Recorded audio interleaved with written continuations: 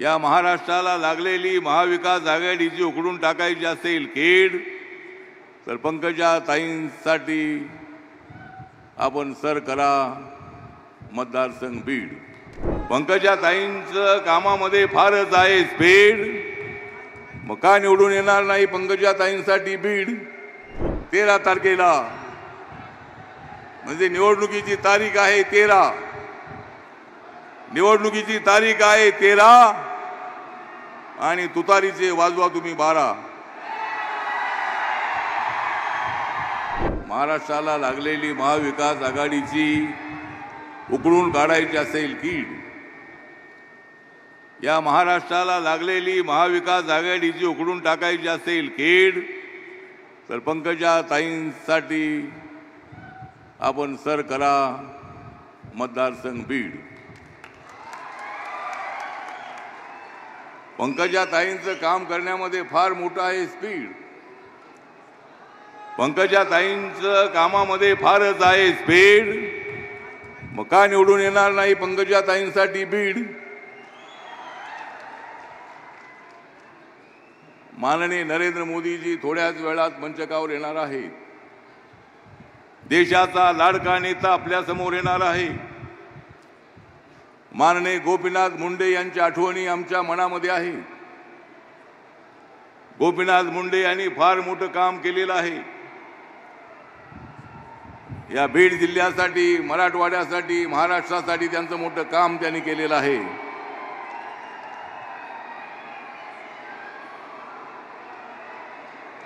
बसा बसा, मोदी साहेब येत आहेत, बसा।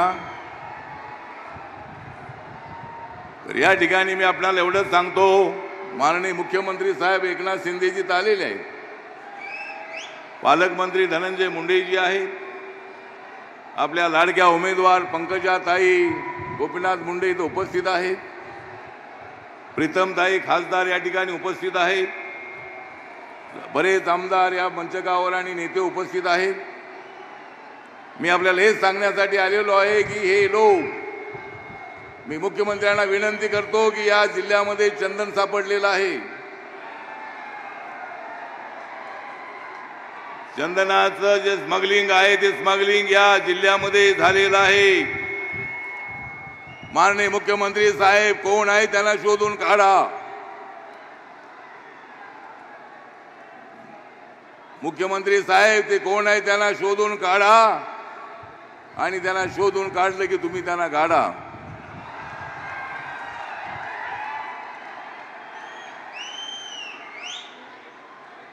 आपल्या सर्वांना एकच गोष्ट सांगतो, माझ्या बौद्ध समाजाला, दलित समाजाला सांगतो, या देशाचं संविधान कोणीच बदलणार नाही। जर कोणी संविधान बदलण्याचा प्रयत्न केला तर त्याच्या पाठीमध्ये मी लाच घातल्याशिवाय राहणार नाही।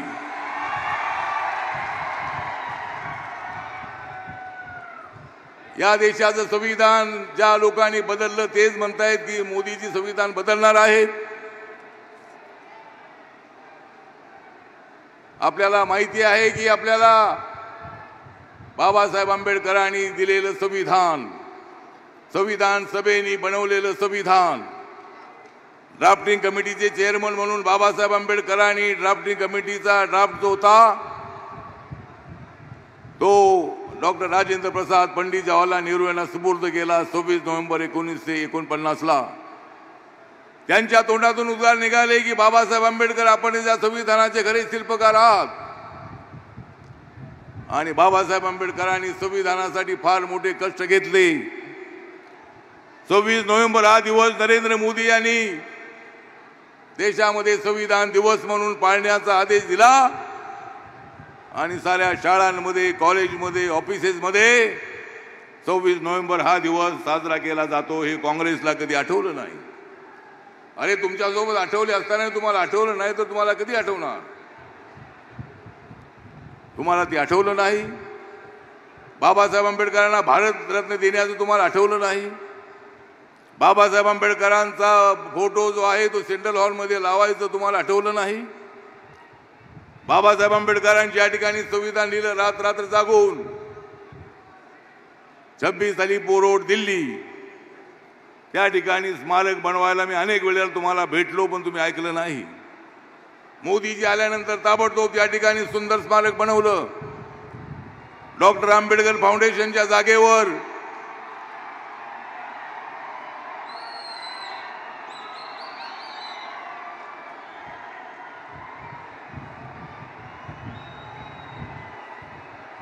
बसा बसा, येत आहेत साहेब, येत आहेत, बसा.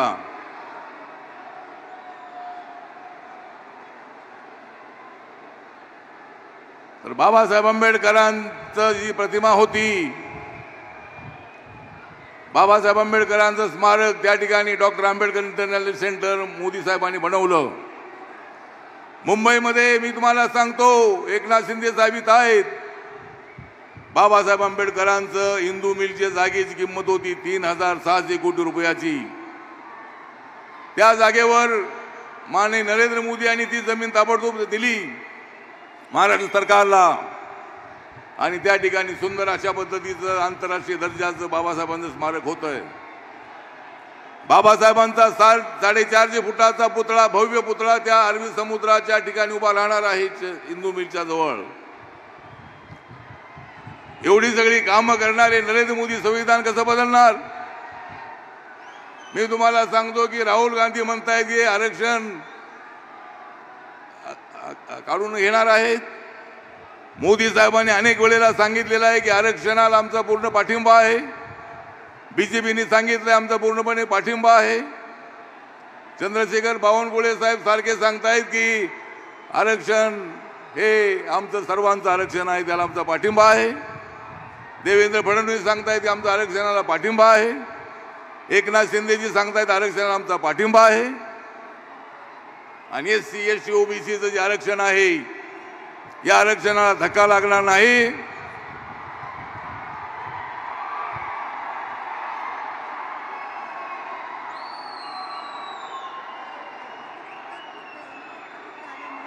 ठीक आहे, ठीक आहे, आम्ही बोलतो.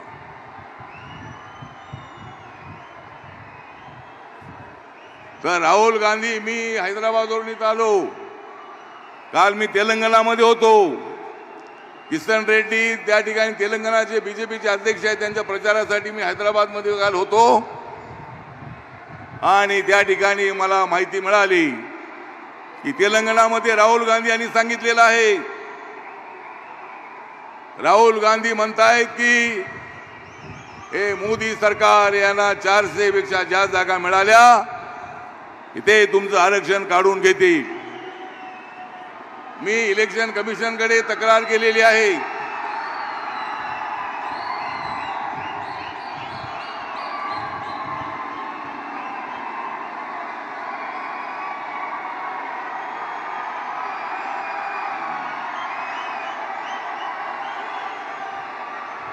बसा बसा साहेब, येत आहेत, बसा.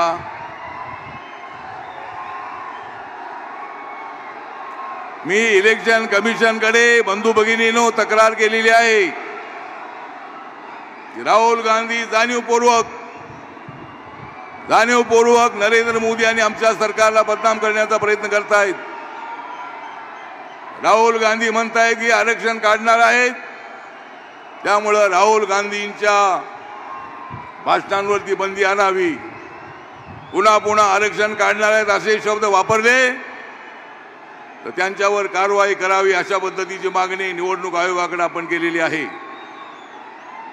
चुकीच्या पद्धतीने संभ्रम निर्माण करणं, दलित बौद्ध समाजाचा गैरसमज करण्याचा प्रयत्न करणं, मुस्लिम समाजाला आमच्यापासून वेगळं करण्याचा प्रयत्न करणं.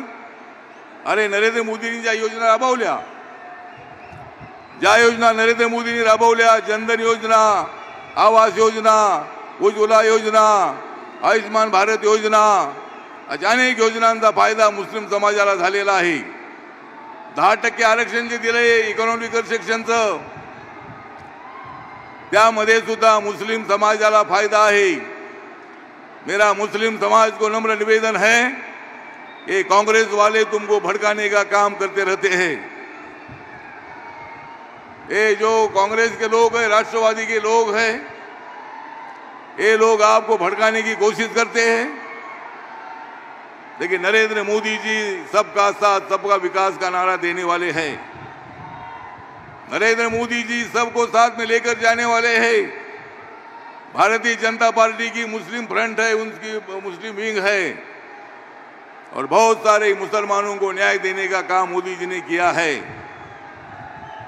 इसलिए गलतफहमी फैलाने का काम मत करो कांग्रेस वालों, राष्ट्रवादी वालों। माननीय उद्धव ठाकरे हे तर चौताळलेले आहेत। उद्धव ठाकरे सारखे एकनाथ शिंदेच्या मागे लागलेले आहेत।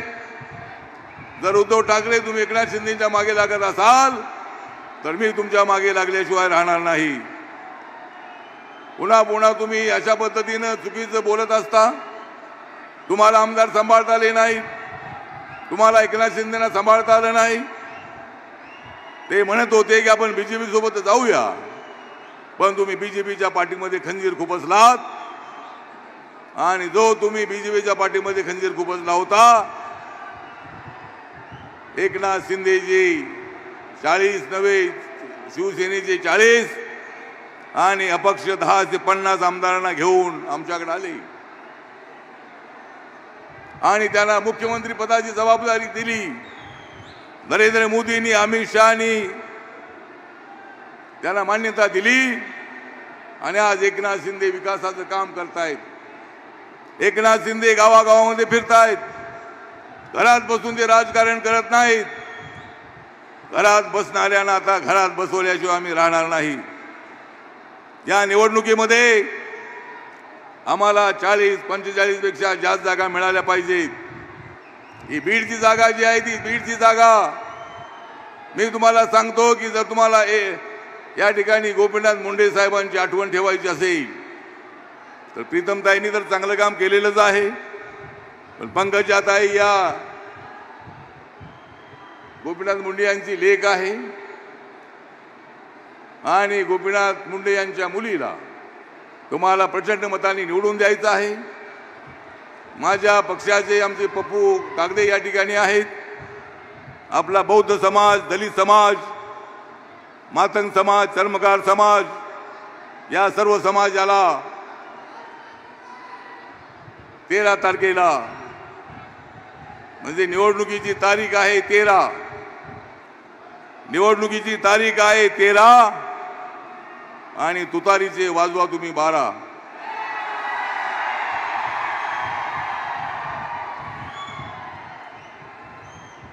द्या तुम्ही भारत माता जिंदाबादचा नारा, द्या तुम्ही भारत माता जिंदाबादचा नारा आणि जागा करा तुम्ही बीड सारा।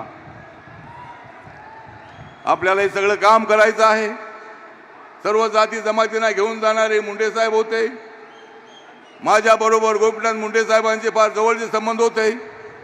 नामांतराच्या लढ्यामध्ये बाबासाहेब आंबेडकरांचं नाव मराठवाडा विद्यापीठाला देण्यासाठी भारतीय जनता पक्ष त्यावेळेला आमच्या सोबत होता।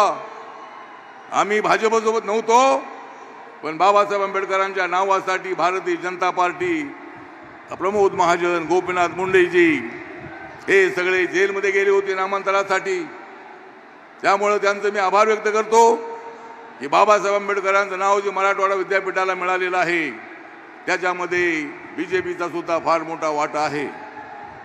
नामांतरामध्ये प्रमोद महाजन, गोपीनाथ मुंडे यांचा फारच मोठा होता वाटा। म्हणून या निवडणुकीमध्ये काढा तुम्ही महाविकास आघाडीचा काटा। आपण सर्वांनी मिळून पंकजाताईंसारखी एक अत्यंत अनुभवी महाराष्ट्राच्या मंत्रिमंडळामध्ये त्या 5 वर्ष राहिलेले आहेत। त्यांना अत्यंत अनेक खात्यांचा चांगला अनुभव आहे। बीडमध्ये पाणी कसं आणायचं याची त्यांना कल्पना आहे। धनंजय मुंडे आता कृषी मंत्री आहेत। या भावा बहिणींचं जमत नव्हतं, पण जमत नसलं दोघांशिवाय त्यांना गमतही नव्हतं। आता हे दोघे सुद्धा एकत्र आलेले आहेत। सर्वजण एकत्र आलेले आहेत। आम्ही सगळे एकत्र आलेलो आहोत।